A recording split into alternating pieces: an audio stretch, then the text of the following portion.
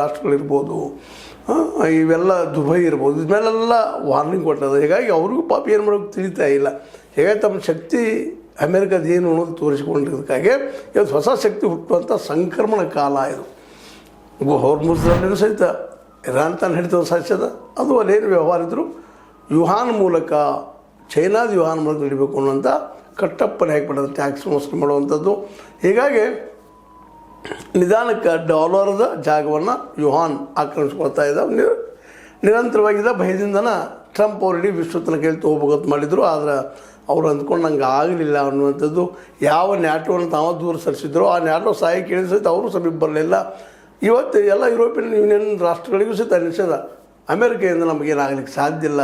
7G ರಾಷ್ಟ್ರಗಳು ಸಹಿತ ಅಮೇರಿಕೆಯನ್ನು ದೂರ ಸರಿಸುವಂಥದ್ದು. ಇವತ್ತು ಏನಪ್ಪ ಜಪಾನ್ ಇರ್ಬೋದು, ಆಸ್ಟ್ರೇಲಿಯಾ ಇರ್ಬೋದು, ಮತ್ತು ಕೆನಡಾ ಇರ್ಬೋದು, ಜರ್ಮನಿ ಇರ್ಬೋದು, ಇಂಗ್ಲೆಂಡ್ ಇರ್ಬೋದು, ಇವೆಲ್ಲರೂ ಇವತ್ತು ಕೈ ಮುಗದ ಮಾಡಿ ದೂರ ಸರಿದ್ಬಿಟ್ಟಿದ್ದಾವೆ.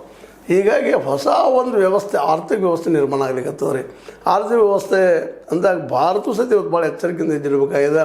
ಈಗೊಮ್ಮೆ ಹಿಂದೆ ತಪ್ಪು ಮಾಡಿದ ನಮ್ಮ ನೆಹರೂರವ್ರು ಇಟ್ಟಂಥ ವಿದೇಶಾಂಗ ನೀತಿಯನ್ನು, ಅವರು ಕೊಟ್ಟಂಥ ಪ್ರಜಾಪ್ರಭುತ್ವವನ್ನು ಇವೆರಡು ಇಟ್ಕೊಂಡು ಹೋಗಬೇಕಾಗಿತ್ತು. ಪ್ರಜಾಪ್ರಭುತ್ವದ ಅದೇನು ಕಿತ್ತಲಿಕ್ಕೆ ಆಗೋದಿಲ್ಲ. ಆ ಮಧ್ಯೆ ಆದರೂ ಇವತ್ತು ಸಾಕಷ್ಟು ತೊಂದರೆಯನ್ನು ನಮ್ಮ ಸಂವಿಧಾನ ಎದುರಿಸಲಾಗುತ್ತದೆ ಅನ್ನೋದು ಭಾಳಷ್ಟು ಸಂವಿಧಾನ ತಜ್ಞರ ಅಭಿಪ್ರಾಯ ಅದ, ರಾಜಕಾರಣಿಗಳ ಅಭಿಪ್ರಾಯ ಅದ. ಇರಲಿ, ಅದು ಮತ್ತೊಮ್ಮೆ ಚರ್ಚೆ ಮಾಡೋಣ. ಈಗ ಆರ್ಥಿಕವಾಗಿ ವಿದೇಶಾಂಗ ನೀತಿಯ ನೆಲೆಗಟ್ಟಿನಲ್ಲಿ ಇವತ್ತು ಭಾರತ ಒಂದು ಒಳ್ಳೆಯ ನಿರ್ಧಾರ ತೆಗೆದುಕೊಳ್ಳೋದಕ್ಕೆ ಇವತ್ತೊಂದು ಸಮಯ ಬಂದದ. ಯಾಕೆ ಇಲ್ಲಿವರೆಗೆ ಅಮೇರಿಕೆಯ ಪರವಾಗಿ ನಿಲ್ಲುವಂಥ ಅನಿವಾರ್ಯತೆ ಭಾರತಕ್ಕೆ.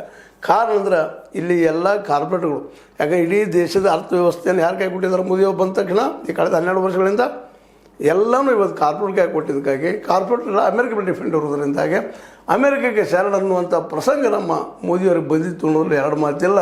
ಮತ್ತು ಅದು ಭಾಳ ಬಲಿಷ್ಠ ಅಂತ ಎಲ್ಲರಿಗೂ ಅನಿಸುತ್ತದೆ. ಅಮೇರಿಕ ಭಾಳ ಬಲಿಷ್ಠ ಅಂತ ಸೋಲಿಸೋದು ಯಾರಿಗೂ ಸಾಧ್ಯ ಇಲ್ಲ. It is super power. ಅದು ಹೇಗೆ ಹೋಗಬೇಕು ಅನ್ನೋದು ಇದ್ದಿದ್ದನ್ನು ಈ ಸಲ ಇರಾನ ಆ ಒಂದು ಭಾವನೆಯನ್ನು ಇವತ್ತು ಒಡೆದು ಹಾಕ್ಯದ, ನುಚ್ಚುನುರಿ ಮಾಡಿದ.